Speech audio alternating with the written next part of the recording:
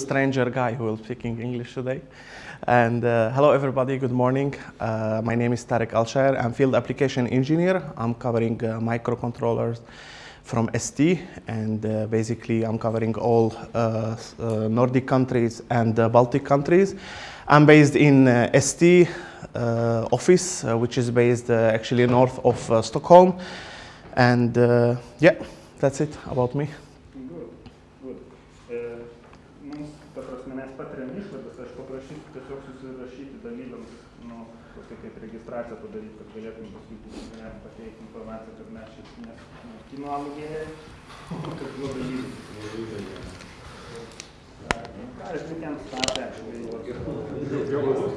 Perfect. Okay.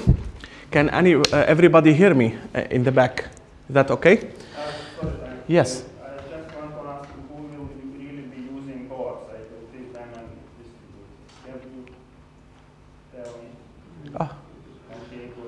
Okay.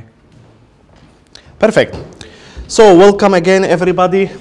And nowadays, actually, if you have seen the agenda, we will start at the beginning with just some short introduction to the portfolio. Nowadays portfolio will focus a little bit on that family, which we are going to use during today, let's say, hands-on session. And as you also can see in the agenda, that basically nowadays session will be focused more or less to introduce the tools and how easy it is to start with let's say STM32 project. So at the end of today, you should have like a generated project where you will be able to know how to add another peripherals on already build up project. Just for your information, we will start totally from the scratch, okay, by using our tool. And those of you who already have installed the tool, I asked Arnoldus yesterday to resend you again a reminder to install the STM32 Cube MX. So those of you who will follow with me, it will be, let's say, you can see how to generate a project, and then you can use that later on. At the beginning, let's have a look on the nowadays STM32 portfolio. As we can see from this picture, nowadays ST is covering all the Cortex M cores. So we have our devices built on Cortex M0, on Cortex M0 Plus. We have devices built also on or around Cortex M4. And then these families has different, of course, performance. The highest performance family we have nowadays, it is STM32F4, which is running up to 180 megahertz with linear execution and zero wait state execution. Then we have, with the Cortex M4, STM32F3, which is running up to 72 megahertz. Then we have, let's say, I would say that the devices which are running on, which has Cortex M3 as a core, those are STM32F2, F1, and the L1 family. And then we have another L family built on Cortex M0 Plus. And our, that is the L0, and our lowest performance device, which is STM32F0 family, and that is built on Cortex M0. Please, during my presentation, whenever you will have a question, it would be perfect if you interact with me and ask questions, okay? Yeah, go ahead.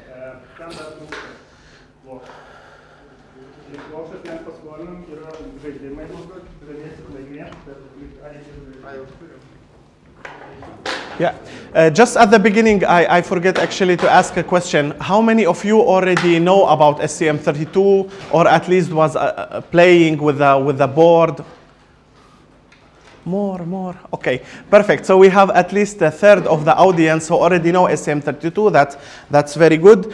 And let's have a look how we are actually dividing the families from application-oriented areas point of view. So we have on one side the mainstream lines, which are the F0, the F1, and the F3, which are using different cores. That's indicating different levels of performance, which you can use for your application.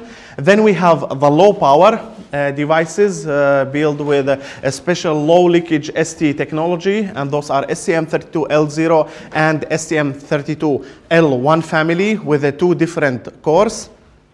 And then we have the highest performance families, and those are the STM32F2 and the STM32F4 built on Cortex M3 and Cortex M4. I will try to keep, let's say, as low marketing level as possible, because I know all of you are technical people. So just a few words about the DNA of the STM32. One of the biggest advantage of the STM32 is that there are some features and peripherals which are shared among all the families. Okay, these features and peripherals you can see on the left side of this block diagram. Those are, let's say, for example, temperature range. Of course, we have some families where we have extended temperature range, but all the families are at least, let's say, capable to work within the industrial temperature range from -40 till 85. A common peripherals which are available for all the families, those are mainly communication peripherals like I2C, SPI, USART, and so on. Then we have, of course, the SAR ADC. So whenever there is a device with ADC, there is always SAR ADC. Some families have some additional ADCs like Sigma Delta ADCs, which are higher precision. And so on. We have double watchdogs on all the families, a huge amount or big amount of timers. And we have, let's say, the power supply for our devices are typically from 2 till 3.6 volts. While this lower, let's say, level can change, depends on the family, okay? So in some low power families, we are capable to go down to 1.65 volts with full functionality, okay? Then you see the differentiation between the lines, where each family has a little bit different performance, a little bit different maximum speed, maximum amount of flash possible, available, RAM available, and so on. I think that at this moment, it doesn't make that big sense to go through all the families. I will focus a little bit more on the F4, the one which you see on the top, which is presenting our superset, let's say, of the features within the micro portfolio. Okay. In these slides, I just want to focus on one important thing, and this is the huge portfolio. And another thing, it is the pin-to-pin compatibility, so which is making it very easy to migrate from one STM32 family to another STM32 family. Okay, and you see that the biggest, let's say, the biggest offer is within the 64 pin packages, which is covering all the families. Nowadays, we have more than 500 part numbers, and of course, we are having more and more families coming in the next weeks. Of course, how it is, even if the devices are pin-to-pin compatible, but it would be lovely if they are also binary compatible. And basically, all Cortex M3 devices, when you are Cortex M devices, when you are upgrading from a lower Cortex M core to a higher Cortex M core, they are binary compatible. This is coming from the fact that each higher Cortex M core is covering the instruction set of the previous core, plus adding some other instructions. We can see that on this, let's say, schematic, or on this picture, that in green color we have the instruction set which is included inside, or which is supported by the Cortex M0. Okay. On top of that, we have added a few 16-bit and 32-bit instructions, and we got what we call the Thumb 2 instruction set. Okay, and we got the Cortex M3 instruction set, and then on top of that, when we add the DSP instructions and floating point unit support, then we are getting the Cortex M4. Okay, so basically if you have a binary which is running under Cortex-M0, Cortex-M0 Plus, you can run it under Cortex-M3 and Cortex-M4 even without the compilation. Do you know what is the disadvantage of this? If I run it without recompiling the code. Sorry? Yeah, go ahead. So who will know, he will get one discovery board. So why it is more, of course you can run it, but why it is, there is one disadvantage.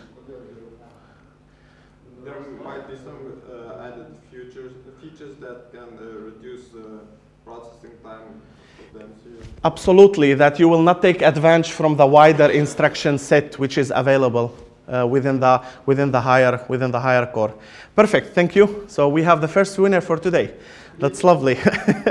So, and you are winning a trip to Hawaii. No, it's just a discovery board, okay, but still but yeah, congrats. Perfect. So let's continue. Here I want to highlight the pin-to-pin compatibility.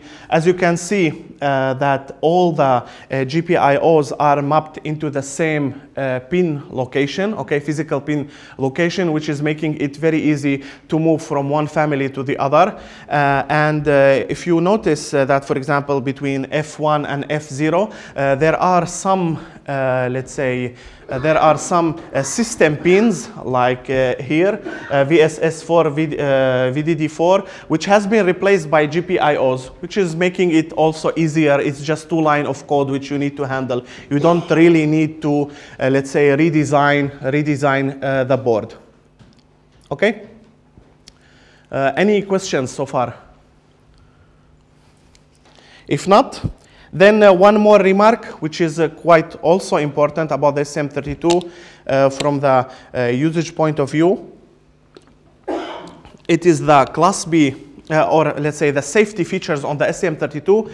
There are several software and hardware safety related features. One of them is that we offer our customer Class B library.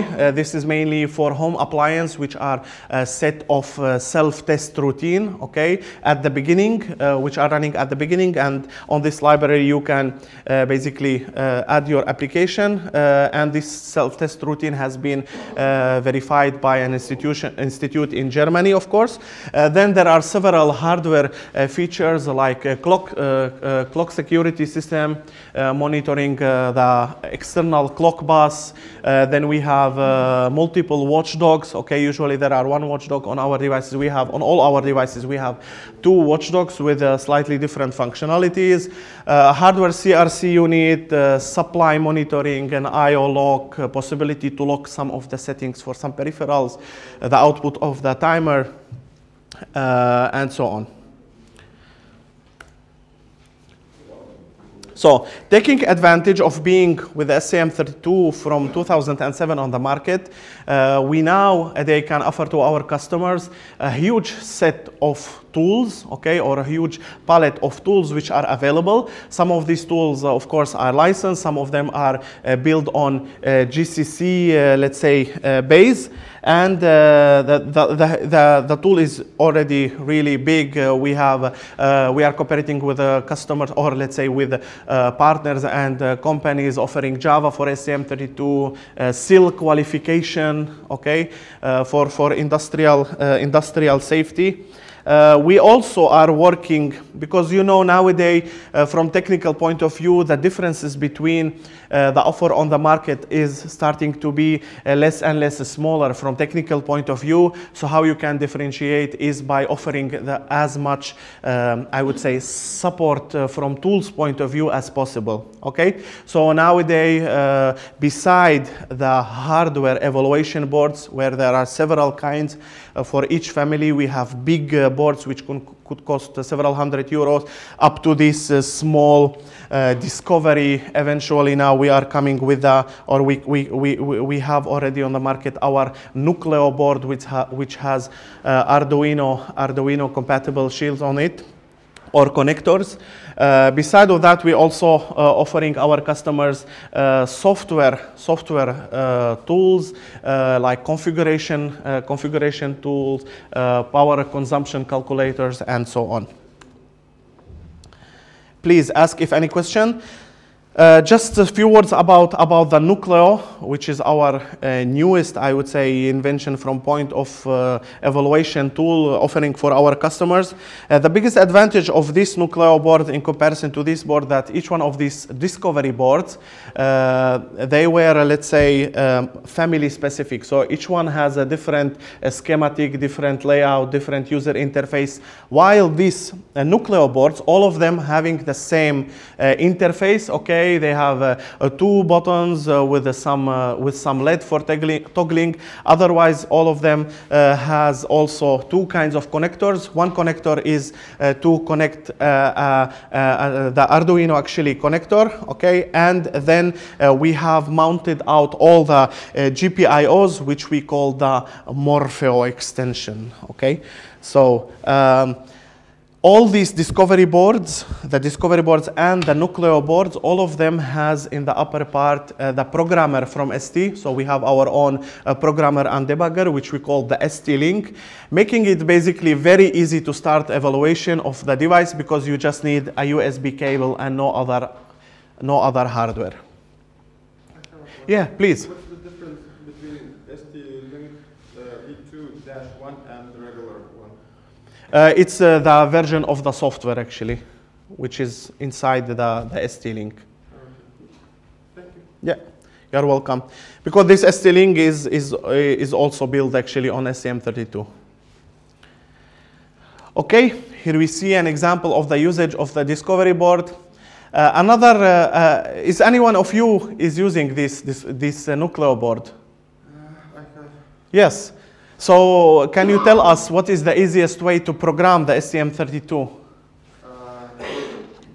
Well, I usually use ST-Link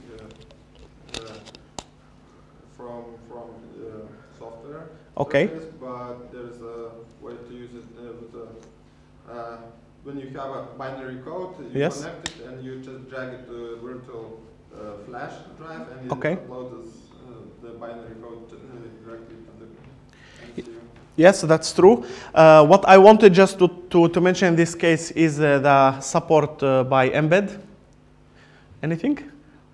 Yeah.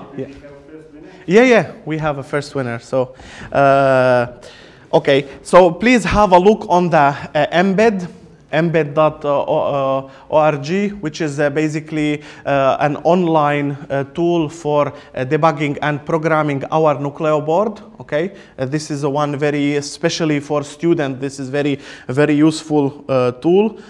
From, let's say, firmware and embedded software point of view, we have a wide support. We have many stacks, of course, beside the stacks of third parties and our partners. There are RTOS available, RTOS solution, cryptographic library, USB. We have our own USB stacks. There are many TCP/IP solution, file systems, Bluetooth, graphic. We have our own graphic library.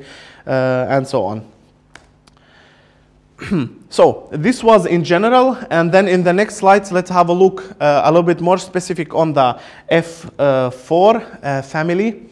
So within each family, of course, there are several subfamilies, depends on the maximum speed and the peripheral sets which included inside.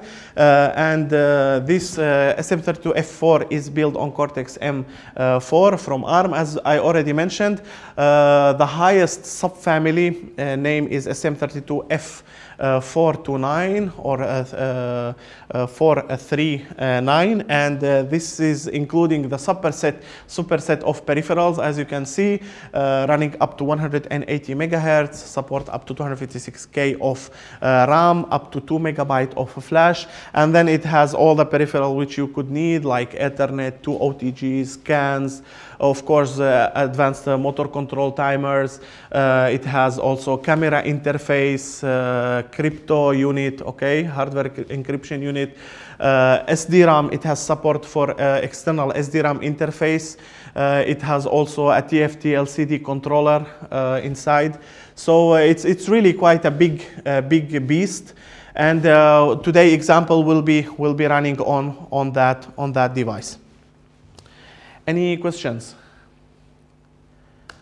Okay, if not, here we can see the different combination between available flash and packages. So that device is coming with maximum flash up to 2 MB, and from package point of view, we have 216 pin packages. So I was mentioning something at the beginning, if you remember, that the F4 is basically capable to have a linear execution. So the performance is rising linearly with the frequency of the core. Okay. So what do you think? How that is possible? Because usually not all the devices which are on the market has linear execution. This is coming from the fact that our devices can execute code with 0 wait states.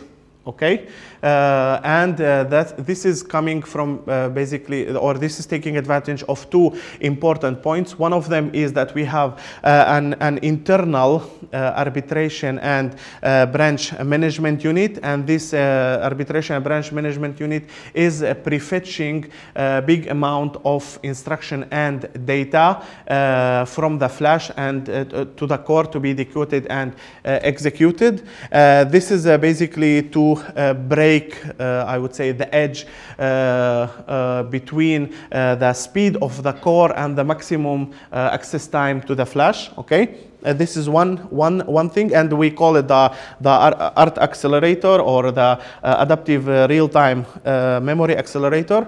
The second advantage within the system architecture is the several layer bus matrix, and this several layer bus matrix is enabling us, or not us, is enabling several masters on the bus to access several memory areas.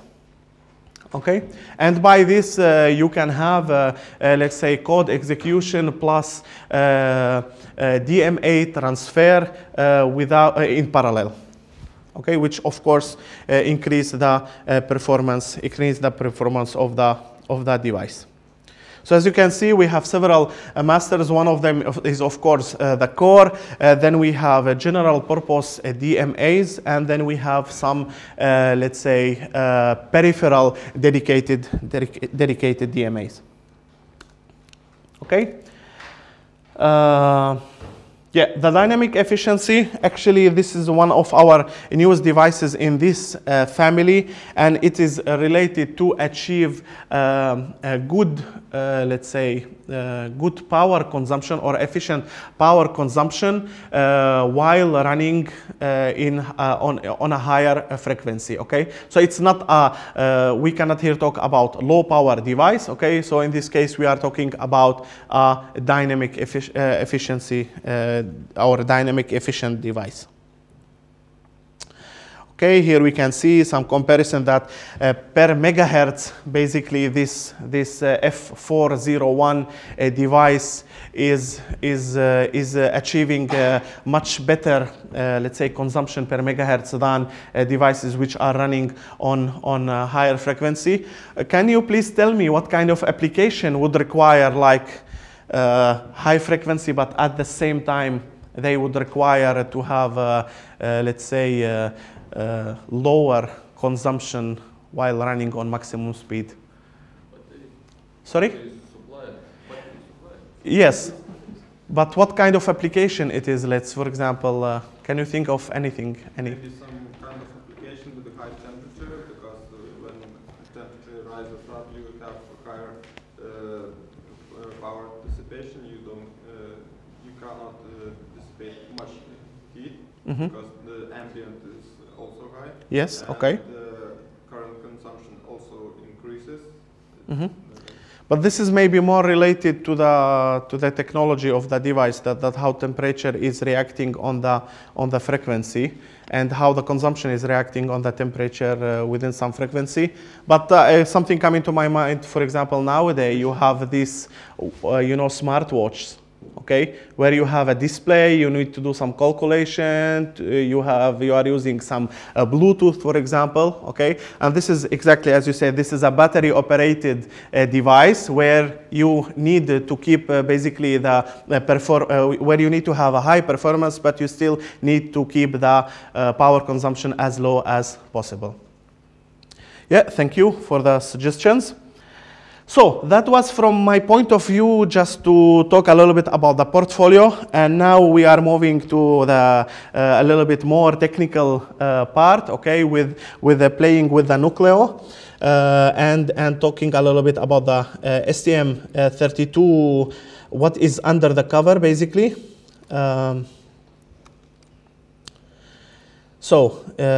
Of course, in few slides, we won't have time, let's say, to go through all the technical presentation because it's about 500 slides, but just few main important things I consider that they are very important to mention. So here we see the block diagram of the STM32F4 to 9 family. So on one side, we have the core, which is basically enabling us to access the device either with a serial wire interface or with the JTAG interface. Of course, we have the embedded trace macrocell. There is the NVIC, the nested vector interrupt controller, to let's say be able to set up the interrupt priority and so on. Then within the core, we have 24-bit the 24-bit SysTick timer, okay, which is in many cases used for operating system purposes. And then we have the DMA. And on the other side, we have the rest of we have the memories and the peripheral buses. And in between, we have the already mentioned several layer bus matrix, which is working as a kind of bus arbiter and distribute the data and the communication between the core and the DMAs and the rest of the MCU. This core or this bus matrix is of course running up to the highest frequency of the core, which is 180 megahertz. But we see that the peripheral buses are running on, could run on different frequency, and they have a slightly different maximum frequency, offering us quite big flexibility to set up the speed of the peripherals different, okay, the maximum speed of the peripherals in different way. And here we can see basically the amount of the peripherals which are available, which I've been mentioning before, that this is let's say this is quite a big device having a huge amount of peripherals. I won't go through all the details.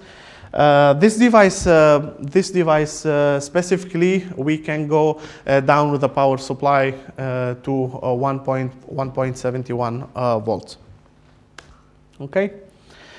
So have a look a little bit on the system architecture. Here we can see, let's say, how the different masters can access different area of the memories. We've been already, let's say, mentioning that. We have several usage cases. And if we have a look into the flash, one very important remark at the beginning of after a reboot, the flash is locked, so it's very important for you to unlock the flash if you want to change to have a right access to the flash. This is one important thing customers usually forgetting. And then it's also important to notice that the flash is divided into sectors, and in case of this 2 megabyte flash, we have dual bank, 1 megabyte in each one of the banks. And another thing you should, let's say, consider is that these sectors in the memory, they have different sizes. Okay, so this is for planning the application development. Okay. Of course, there are several possibilities to access the flash. You have several, let's say, write access and erase access to the flash. What is very important, I want to mention, is the protection, the types of protection which are available. For example, we have read protection, two kinds of read protection, level 1 and level 2. while just for information, in the level 2 readout protection, there is no possibility to change the content of the MCU at all, to access the MCU externally at all, and because you don't have a possibility, let's say, to access the option bytes. Okay, this is the level 2 readout protection, and then we have write protection and let's say proprietary code protection, which could be used in application where let's say you can develop some kind of firmware and you put it into the flash on top on which your customer will put his application, okay, or some specific setting, and you want to let's say have this area of your firmware protected. Okay. This was a very short about the flash.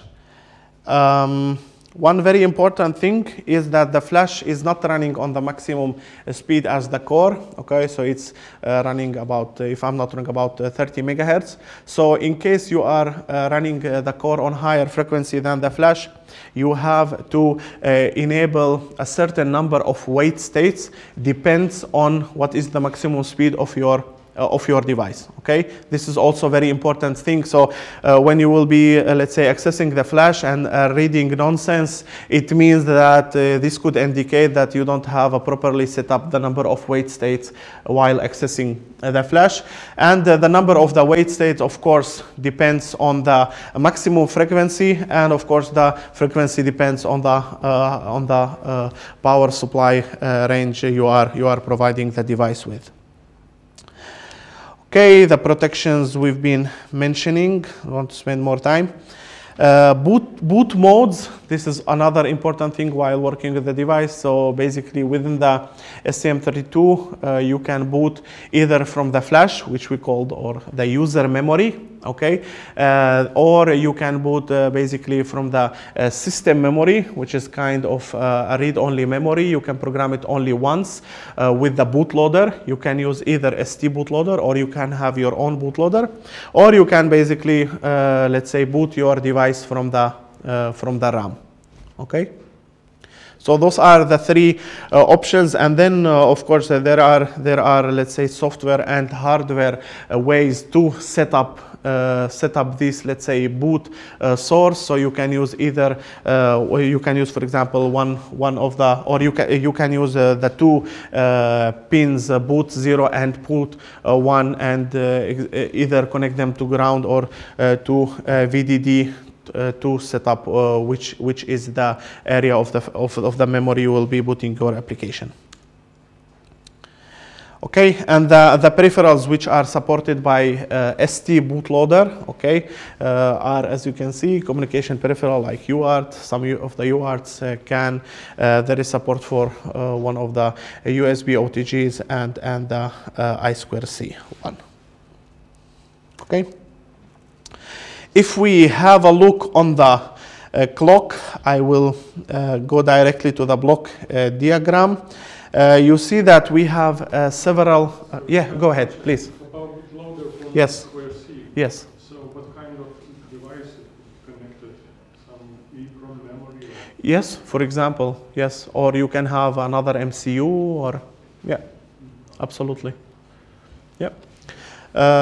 If we have a look on the clock sources, we have, let's say, external and internal clock sources, which could be used to clock or to generate the system clock. And then we have also two kind of, from speed point of view, we have high speed and low speed clock sources. You see that there are possibilities to connect two external oscillator, one to have a precise lower speed clock, the 32.768 kilohertz, and then there is possibility to connect an external crystal from 4 up to 26 megahertz. And beside of that, we have two internal clock sources, one low speed, not very high precision RC, and then we have a higher precision factory trimmed RC, which could be used as an input for the system clock. or as a source of the system clock. Of course, to achieve higher frequencies, there is a possibility to enable and use the PLL, and the PLL sources there are several, let's say, PLL, sources, clock sources. And after having the system clock, we have possibility to let's say clock the peripheral buses APB1 and APB2, which could be running on different frequency. Okay. Any questions for the clock? Of course, we have also the main clock out functionality, where you have the possibility to let's say clock out via two GPIOs, different clock sources.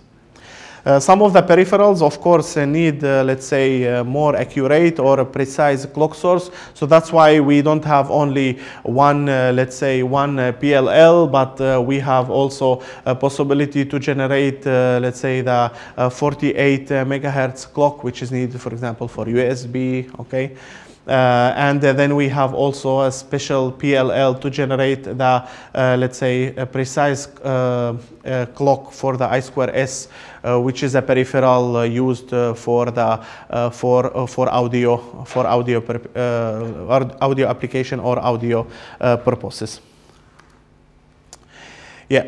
So that was very short about the clock. In this stage, I would like to jump from the slide to the cube demonstration, if you agree with me. Yeah, go ahead, please. Please. Is it enough precision of internal clock for USB? For which one? For the 48? 60 yes, yes. Yes, it is. And then, of course, if you have some external clock source, you can use it to trim even more precisely the internal RC. But yeah, it is enough. Yeah. Any other questions? Okay. If not, then in this case, I would start with the cube. This is perfect that I can see exactly what you will be seeing. So what is the cube? The cube is here we have to distinguish. What we are going to talk now about is the STM32Cube-MX. The STM32Cube-MX is basically a graphical configuration tool, okay? And this tool you can use to, let's say, generate a project, okay, containing a configuration code of the peripherals.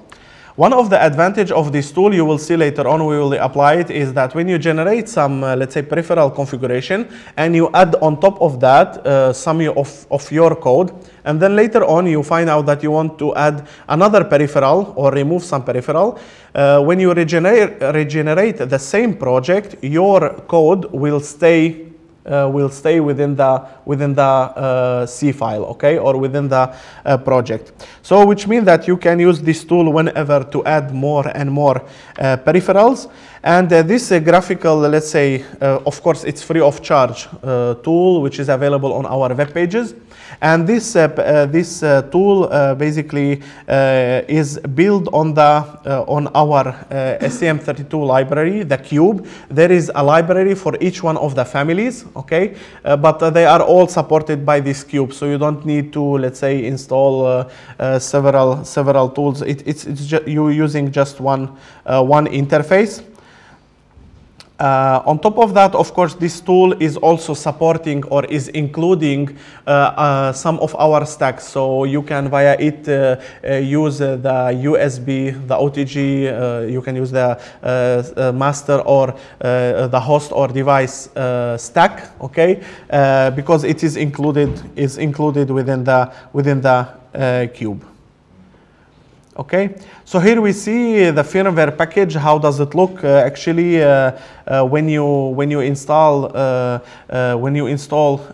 cube? So as I mentioned here, that basically the cube MX is built on or is accessing the libraries depends on which family you are using, and each one of this family is called a cube also. Okay, so it's STM32 cube F4. This for F4 family library. Okay, F3 library, and so on. So when you unpack this library, because you can download the libraries alone also, because they are containing a huge set of examples for each peripherals, and they have also examples which are tailored for each evaluation board we have. So you can very easily just compile or build the project and download the code, the binary to the board. So to use the LCD which is on the board and so on. So the library is containing also the evaluation board's drivers. It's containing also the hull driver, which you can see here, which is including let's say the drivers for all the modules. Of course, our library, the STM32 Cube library, is built on the CMSys library, which is a library provided by ARM. Okay, and this library is for all the Cortex-M devices. Yes, please.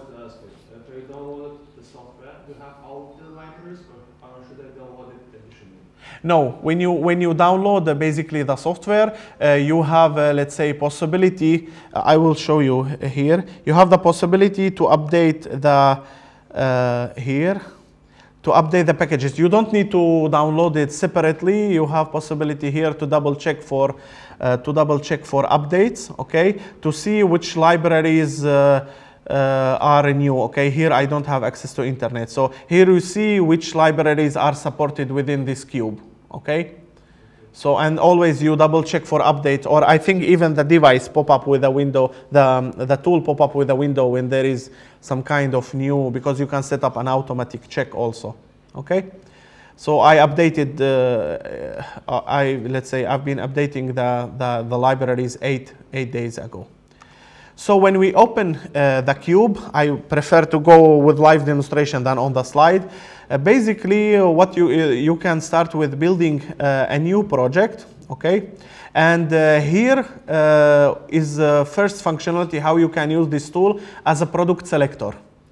Because here you have all the families which are available in mass market. Basically, you can select some specific feature you need, and you will see on the right side which devices are supporting this feature. For example, not all our devices has 2 cans. We have customers who needs 2 can. So when you put that, you need to have a 2 can and make, oh, sorry. Okay, and approve it. Then here you see which families among all the portfolio having 2 can.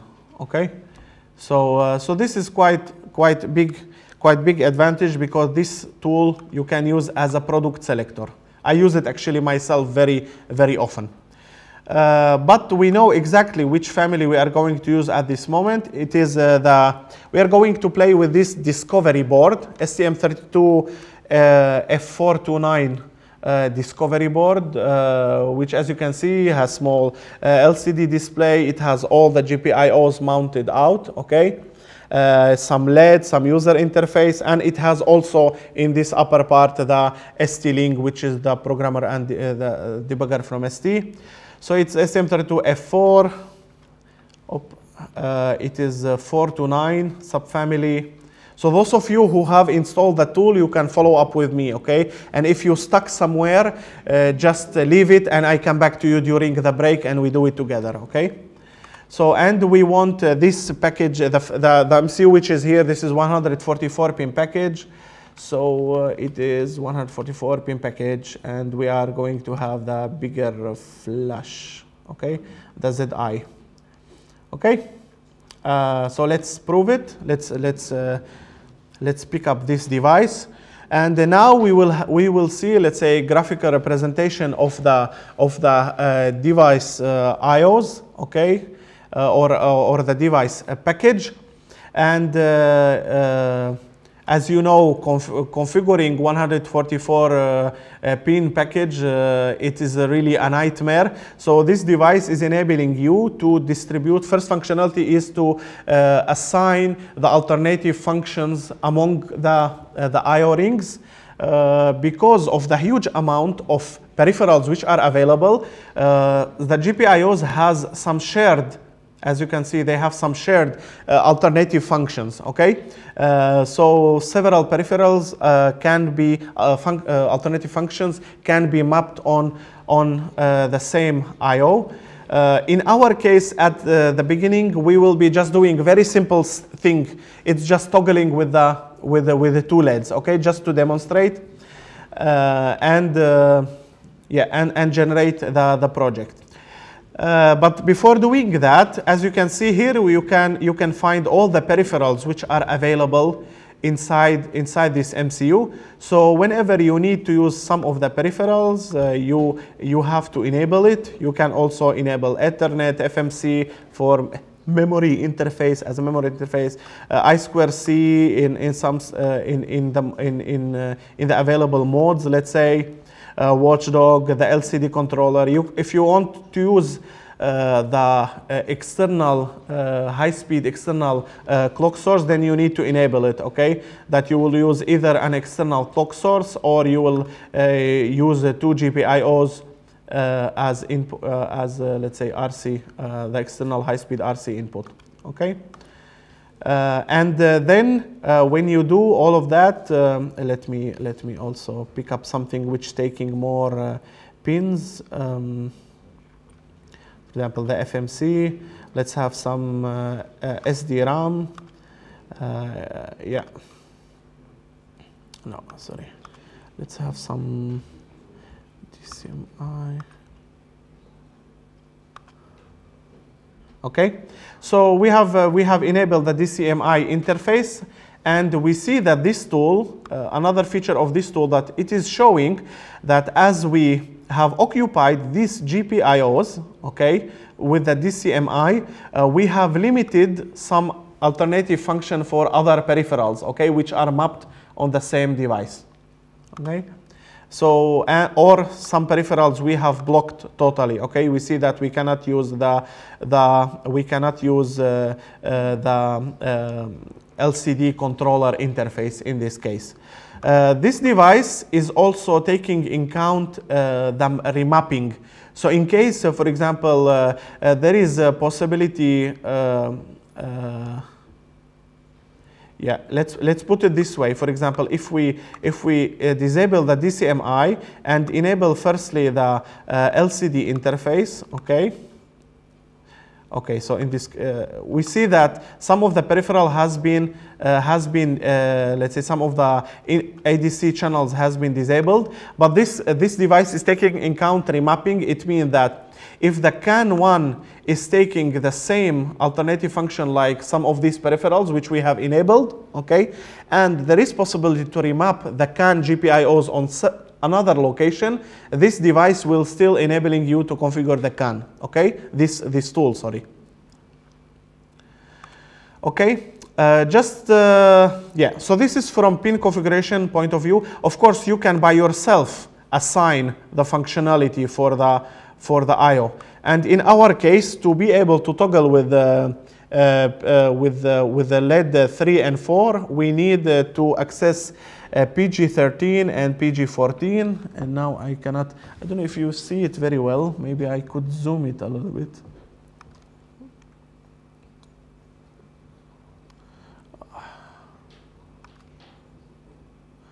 No, not here.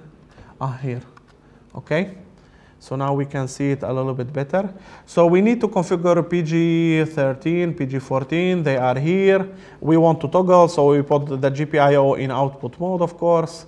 It's not a rocket science. And then we continue. The next step is to configure the clock. So within this tool, you have possibility to choose the clock sources. All of them are available. You can change the configuration of the PLL to achieve, let's say, the frequency which is fitting you in this case. In our case, we will be using the HSI and we will be running on 60 megahertz, so we will not be, let's say, making any changes. Then the third and the most important is the configuration tab. So whichever peripheral you enable here, okay, you have possibility to configure it in this section, okay? So you have possibility to configure the CAN, you have possibility to change the setup of the IOs, to enable the interrupts from this peripheral, and of course to change the setup of the CAN itself. Okay? Please don't forget one thing, that this is just a configuration tools, which means that the code which is generated will be configuring that peripheral, but will not start its functionality. Okay? So when you want to start, for example, DMA transfer, when you want to start ADC conversion, you have to use the library, okay? You have to enter your code, which is starting the conversion or the ADC transfer or any of the peripherals, okay? One more thing I forget to mention here, that you can see that we have the FAT files system support. There is a possibility to enable the free RTOS and LWIP, of course, the USB device and USB host firmware. But to be able to use the USB, you have, of course, firstly to enable the USB. Okay, so just to have a smaller code, in this case, we agreed that we will use only the 2 GPIOs. So in green channel, you can see the peripherals which are enabled. Okay, so we have just 2 GPIOs configured. So we go to configuration. We have a look into the GPIO. Okay, it's PG13, PG14. The GPIO is, when you click on the line, you see that it's in push-pull mode. We are not going to use any pull-out or any internal pull-out or pull-down. And then you have possibility to control the slope of the GPIO signal. Okay. Okay, you can generate an interrupt, you can set up the GPIO to be in some external interrupt mode, for example, and so on. But at this case, we don't need that. Before generating the project, I just want to show the last functionality or the last tab of this device which is available, and this is a power consumption calculator. So you know that nowadays, if you want basically to have an estimation of the power consumption, you need to go to datasheet table for each one of the peripherals or the IO rings, calculate and so on. By this tool values are calculated on the datasheet values, okay? And as you can see, you can choose the power supply, 2 kind of power supplies which you are supplying the device. And then you can add a session of your application behavior, okay? So let's say that you will be in run mode. There are several scales for the internal voltage regulator, which will be supplying the digital power domain, okay? So let's see that we will have a scale number 3. We are running on lower speed. We will be running from flash, okay? We will be using the high speed external with PLL on, and the CPU frequency, let's say it's 120 megahertz.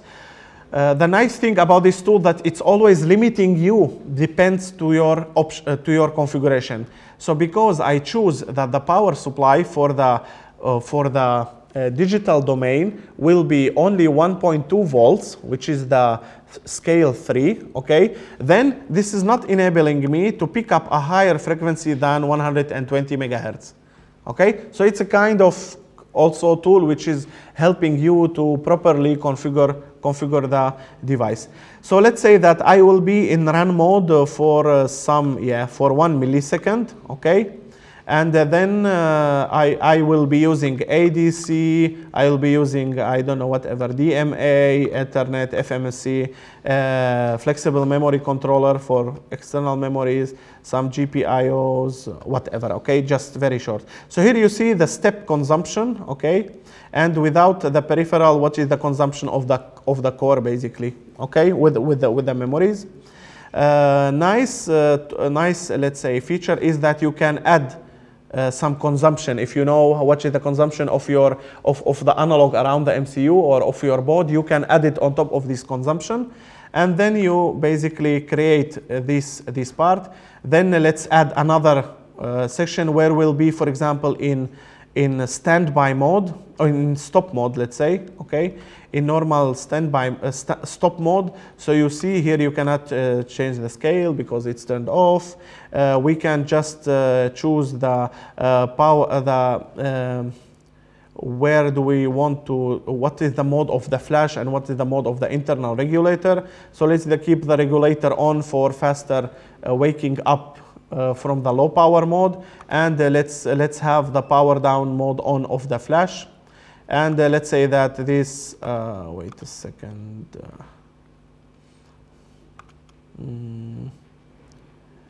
Okay, let's be in sleep mode so we can add peripherals. So I can show you how to add some peripherals. Okay, let's have a low scale. Let's have use. Oh, wait a second. Yeah. Let's be in standby mode, that's the best. Okay, let's choose which is the lowest power mode. So there are several power modes, sleep mode, stop mode, and standby mode, depends on which clock source is kept running, okay? And with that, there is a relation to which peripheral you still can use. So in this case, let's keep the SRAM running, let's use the RTC and choose the low speed external crystal as a power source, okay?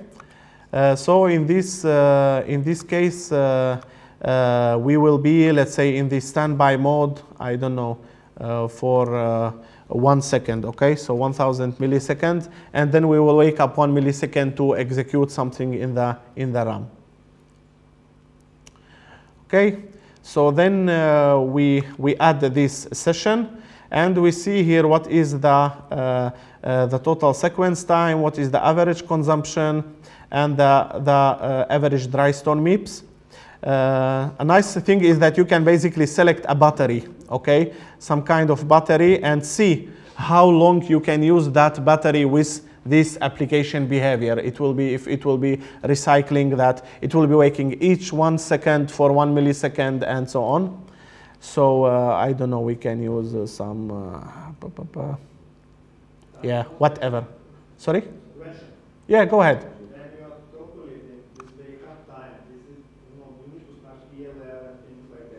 Yeah.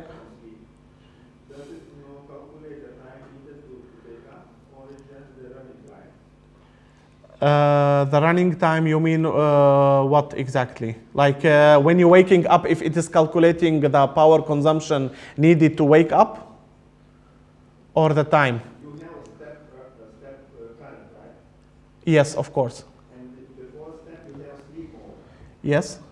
And to wake up ELL, it takes time. Yes. Where is this time calculated? Into my millisecond, or it's separate? This is not included here, actually. Okay. This is not included in this calculator. Yeah. Okay.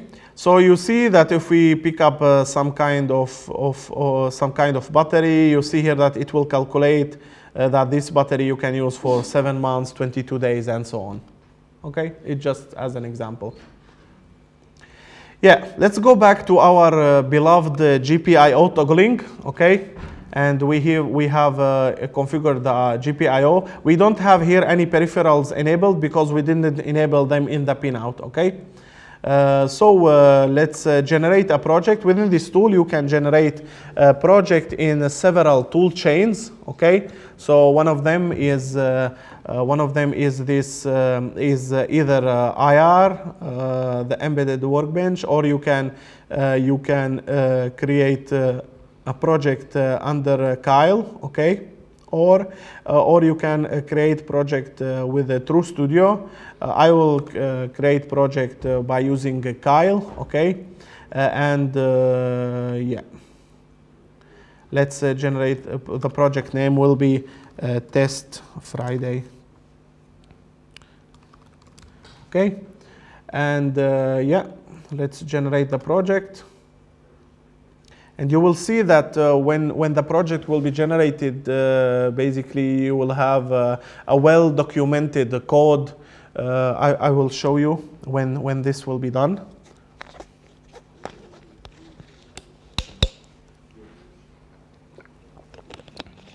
Of course, you can always save this project, this configuration. You can open it with this tool and make modification and save again.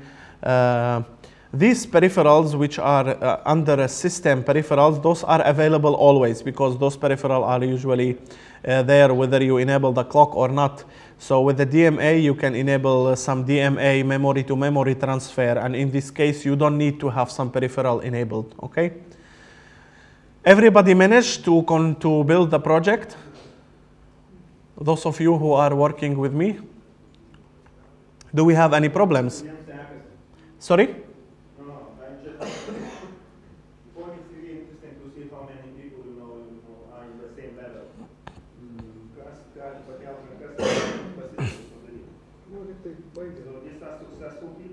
Yeah. And who didn't manage to? My kid needs an update. Ah, okay, so you need internet connection? Yeah. Okay, so, okay. Maybe during the break, if you manage to update, then we can catch up very quickly. Okay, so you know it. Yeah. So now, of course, we can open the project. Okay, we can open the project and we can see it here, what is the project structure. So basically here you have the startup file, which is needed and it's generated by the ID. Then you have the application user folder where you have the main C, the HAL MSP, and the interrupt C file. Then you have the CMSys drivers, which are basically the drivers for the system peripherals inside the core. And then we have the HAL drivers. Those are the ST peripheral drivers, okay? And under the HAL library. And here we see that each, okay, let's start to build. It will take some time. And in the meanwhile, I can show you basically that if you want to use any of the peripherals, that's why we have the library. So we don't need to go to the register level. It's enough to use some of the functionalities which are available or some of the functions which are available within these drivers. So for example, what we want to do, we said that, okay, we configure the GPIO as to output, and now we want to toggle with the GPIO, okay? So which means that basically if we want to do that, we should have like a write access once we write 1, once we write 0, and so on. But instead of doing that, the GPIO header file, because there we have the declaration of all the functions in the GPIO header file here, okay? Here we have all the defines to access the GPIOs, and on the bottom of that we have the functions which the library is offering to work with these peripheral. So, okay, we can use twice this write pin, and once we write 1, once we write 0, but we have also a function which is called HAL GPIO toggle pin, okay? So we use that function actually. If we want to know more about this function, we go to its definition, okay? We go to the definition of this function, and before each function, there is some description about what this function doing, okay? So here we are toggling with the GPIO, and it's also explaining what are the parameters which you should use, okay, in that function. So as you can see, the library is very easy to use. It's very easy to read. So, so if we now open the main C file, okay, which has been generated by this cube, we see that under main, we have basically the initialization of the hull where we are initializing all the peripherals. We are configuring the system clock. We choose the 16 megahertz internal RC. Sorry. Oh. Then we are, this library is basically using the internal, the core system clock to generate a regular millisecond time base. Okay, so this is why we have here some interrupt setting for the SysTick. And then we have the GPIO init and an empty while loop. So in the empty while loop, we can, let's say, copy this GPIO toggle. We said that we want to have GPIO G, right? GPIO G, and then we have GPIO pin 1, 13 and 14. But this will not work, you know, because this is not a define. If we have a look into the GPIO-H, how the GPIOs are defined, the GPIOs are defined with big letters, okay? So it's important to use the defines as in the library. V, op. Can you see the code well? No? I can enlarge it, actually. To decrease the external light would be better. Sorry? To dim the lights would be better. Yeah, but they are making a movie, so I don't know how it will be with the light then.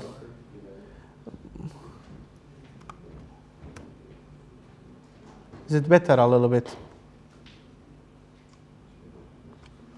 Okay, so here we have added this LED toggling, of course, GPIO 14. And that's it, basically. Let's rebuild. And then we connect to the board.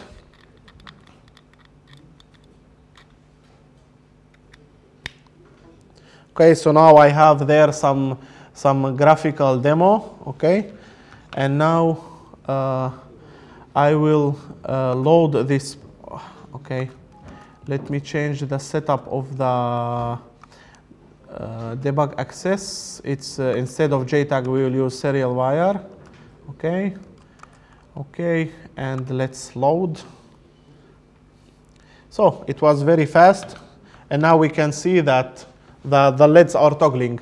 But you don't see the toggle because it's toggling so fast, okay, within the while loop. So here, let's see if the library is offering some kind of delay. And of course, because I know the library, so there is there is a delay functionality which is called hull_delay, and it's based on milliseconds. So if I will be toggling with 1 second, let's say, with 1 second interval, so I can see the LEDs toggling. Okay, I know it's very basic, but it's to have a look how the code looks and generated by the ST library. Here we see the configuration of the GPIO. Okay, that it's really very readable. So we are applying this setup for pin 14, 13. The mode of the GPIO is output push-pull. We are not using any pull-up, no pull. So no pull-up, no pull-down. The speed is low, okay, the slope setup. And then we have called a function called hull is the name of the library, GPIO is the name of peripheral, and init. Okay, so this is all the functions look like this. Start with the hull, the peripheral, and what you want to do with that peripheral. And the input is the name of the peripheral, GPIO-C, and the address of this structure of the setup, which is including the configuration setup. Any questions so far? Yeah, please. Do you have documented all this library? Yes. If I want to find some function, I have to... Yes. Of course, this, you know, for me, for example, I don't use the documentation for the library. Why? Because for me, it's very easy, because I know always when I want to use some peripheral, the drivers are in the peripheral name .h or .c. Okay? So to know all the functions which are available, for example, I don't know, I can choose. Now we will be playing a little bit with the I don't know, let's say RCC, okay? So, here it is, RCCH. So when I go down, then I see all the functions which are available for the reset and clock setup, okay? So this is for me, let's say, easier way to find out the function. But of course, these comments which are here, for example, with this GPIO, with just GPIO-C, these comments are used by Doxygen to generate some kind of document, okay, or user manual for the library. So there it's maybe easier, but I prefer to use the library itself, to be honest. But of course, on the internet there is also some kind of document or application note how to use the HAL library. So before we finish, I will now, as you already know the library, okay? Now we will switch, and I will very quickly show you how, for example, to do a DMA transfer. Yes?